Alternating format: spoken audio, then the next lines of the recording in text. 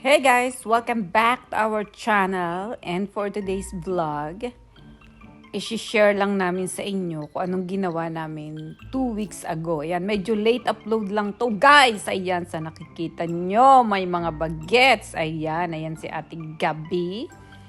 At yung ibang kaibigan namin, actually newly family na nakilala ko sila. Ayan, may dala sila niyan. Oh, may pa-picnic.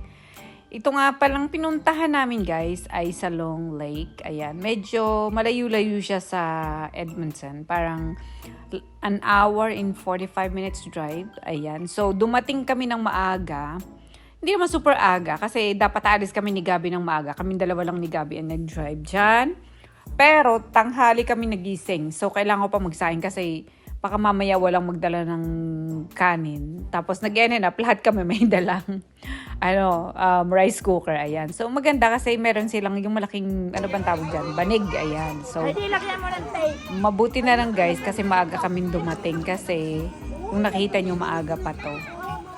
Siguro mga Gabi, kumain muna. Wag mo ng bread, Gabi. Yan.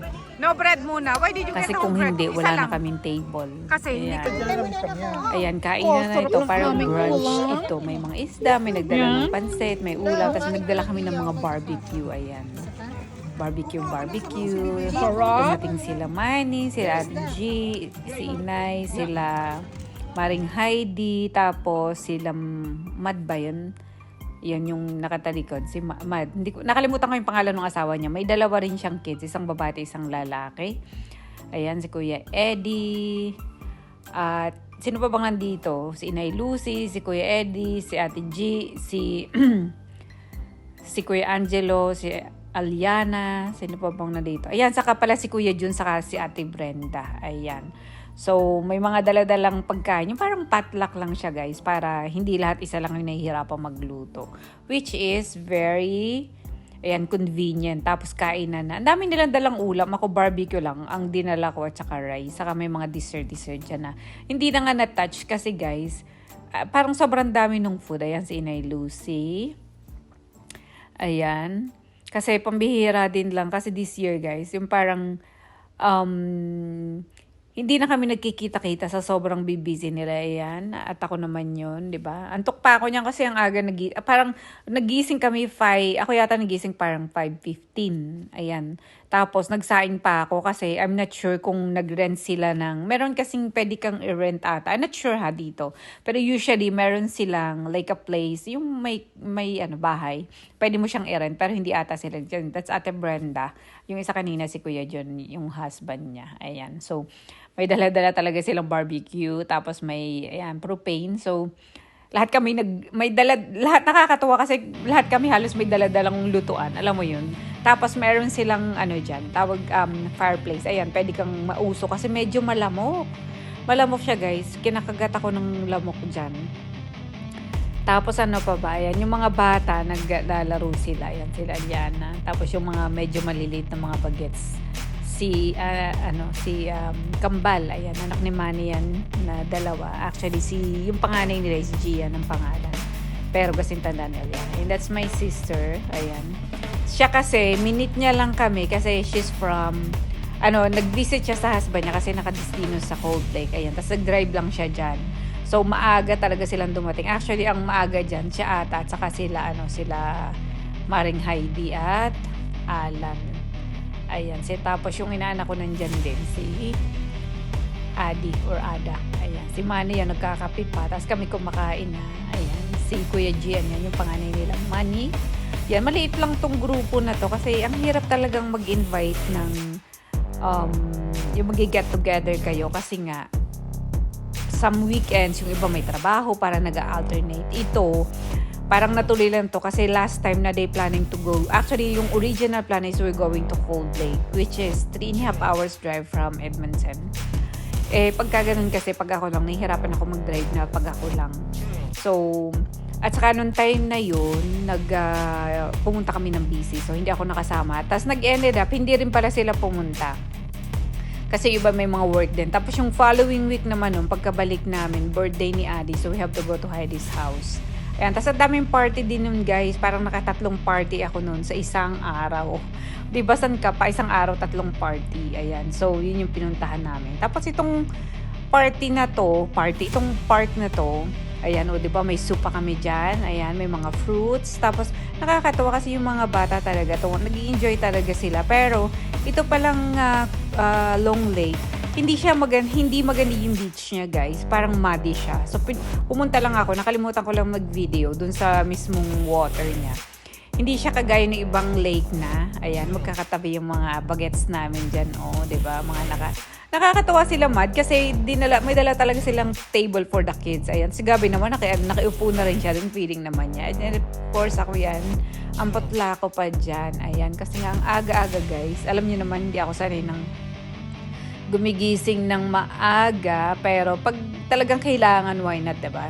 Makaka-adjust naman tayo. Tapos, kailangan kasi gising ka niyan dahil magdadrive ka. Dahil medyo malayo rin siya, 1.5 hours. Actually, si Gabi nakatulog siya niyan. Ayan, so nito naman, lakad-lakad muna tayo kasi ang dami nakain. Kailangan muna nating tagtagin. Ayan, lakad-lakad lang tayo dyan. At parang, nag-ano ako dyan. O, diba? Ang putla-putla ako. Walang lipstick-lipstick kasi papunta naman sa lake. Ayan. Ayan, nakikita nyo yung lake na yon, diba? Ang laki-laki niya. Maganda siya guys kasi itong pinuntahan namin kasi medyo nakakawala pala tong park na to bago ako makalimutan. Titingnan nyo yung day park. Day lang. Yung may day doon tapos mayroong para sa mga RV na yung mga nag-overnight na i-rentin nyo. Pero alam ko you have to reserve yung mga RV ahead of time. Ayan. So sa day lang kami. Free naman siya, pero yung parking guys, medyo maliit. Ayan. Actually, nung palis na kami, merong naghihintay sa akin na guy na tinanong niya ako kasi nakikita siguro nila na nagpuput away na kami. Tapos yung mga ibang dumating na naghintay naman sila, nandun lang sila sa gilid nung nagpapack up na kami ng mga gamit namin. Ayan. Tapos yung guy, nung nakita niya nga na tinanong niya ako kung I'm leaving pretty soon. Sabi niya, no rush, sabi niya. Kasi I think wala na silang parking. Kasi talagang kasi to guys when we went, I think that was a long weekend, ayan. So, talagang kailangan medyo bilis-bilisan mo, ayan. Tapos, ang sarap kasi may trail siya dun sa around the lake. Ayan, pwede kayong maglakad-lakad, yung mga bata. Kaya sinisigawan ko si Gabi dyan guys, kasi baka mamaya may bear. Alam nyo dito sa Alberta, maraming bear. Yung black nakakatakot. So, kaya kailangan pag nagwo-walk ng sa trail, magkakasama kayo. Itong mga kambal, si Adi at si Gabi, ang bibilis. Takbo sila ng takbo, kaya sinisigawan ko siya. Pero yung isa namang, si Kuya Gian, takbo siya, tinahabol niya yung mga kambal. Hindi ako talaga makaabot guys, kasi ang bilis-bilis talaga nila. Ayan. So, while we are walking, nakikita nyo naman yung lake. Maganda kasi kung may boat kayo, halimbawa may speedboat kayo, ganyan, o kaya boat, may docking naman siya dyan. Tapos you can rent the canoe. Yung, pwede nyo sagwan-sagwanin. Ayan. Kung marunong kayo, ako kasi hindi ako marunong ng ganun. Saka may naman sila, may vest naman. Ay, nakikita nyo yun, Pwede kayong mag-rent ng ganyan. Pwede rin kayong magdala kung gusto ninyo. Kasi may naman siya, may area na docking. Ayan, maganda siya. Kaso nga, ewan ko, hindi ako kasi pag not unless na boat yung sasakyan mo. Kung alam mo, may private boat kayo. Usually kasi meron yung mga tao dito na boat. Ayan!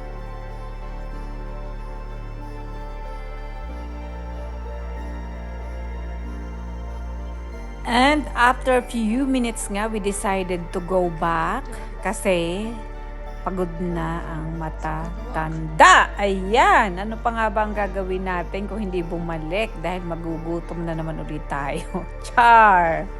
Ayan. So, medyo malayo na siya guys kasi ang layo niya talaga. Pwede mo siyang tapusin kung gusto mo pero we decided to go back na kasi mapagod na guys. Ayan. Ito yung mga bagets namin. O, diba? Ang bibilis si Gabi, ang bibilis talaga nilang lumakad. Hindi ako nag-joke. Ayan, balikan na kami. Sabi namin tama na kasi hindi naman masyadong malayo, pero medyo malayo na siya. So, we decided to go back. Ayan, papakita ko lang sa inyo yung ganda ng lake. Ayan, di ba ang ganda-ganda niya, guys? Very calm. Ayan ang mga pictures. At sa very end ng video na to, makikita nyo yung mga pictures namin. Ayan. So, kasi nga, sabi ko nga sa inyo, very rare na lang naming makita ang aming mga kaibigan dahil alam nyo naman dito since we are almost back to the normal life. Everyone is so busy, working and doing a lot of things. At dahil alam nyo naman na summer na nga ngayon, Marami din Kuya, mga sayang nag-out of naman the yung 5 country cents o ko. kaya ay mga nagbabakasyon kung saan-saan. Ayan, so expect nyo na mahirap pagilapin tapos may mga nagpa-party din naman. ito na. Minsan hindi ka na Kaunting lakad makakapunta lang. dahil Babalik sa na kami at sobrang kakain hectic na ulit ng kami. schedule mo. Ayan. Yan si Ganun lang talaga. Karina Kunwari at lang ang aking nagwo-walk. kumari. Ayan. Tapos babalik kami, Pabalik kakain na ulit kami, muna. sabi ko nga sa inyo. Tapos At lalakad ulit tayo nakakatawa ng naman kaunti, dahil ganyan. talaga namang alug-alug ang aming mga kinain dyan. Kambal! After nyan. Pero yung What mga happened? bagets, naku po, wala talaga silang sawa. Dahan-dahan. Ayan, si Alan nainita na. Nainita na raw siya, kaya magtatanggal na siya ng kanyang light jacket. Gabi ha, Ayan. wag Ano pa masyadong ba mabilis, nangyari anak. dito? Si Ate parang nasa bundok lang. May takay pang ulo. Yung mga puno, okay lang naman. Ano pa bang nangyari? Wala nang masyado Huwag kayo na. Yan, masyadong naglalakad lang malayo. kami. Minsan nagpipick sila na ng berry. Pero I'm not sure kasi, sabi ko sa kanila, be careful lang. Kasi baka mamaya, hindi mo alam kung yung berry ay edible or not. Ayan. Sarap ng lakad.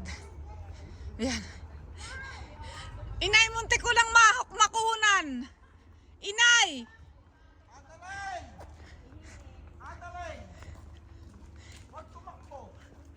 Walking feet lang, walking feet.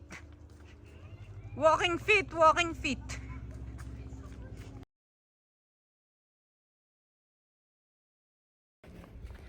So, yeah, we just had brunch. Then we just had a short walk.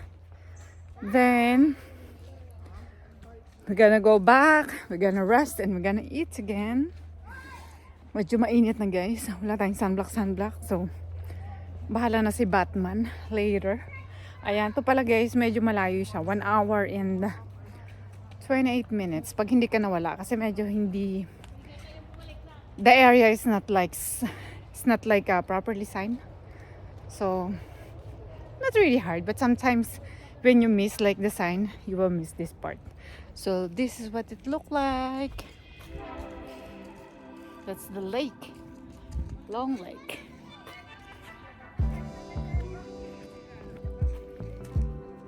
Yan.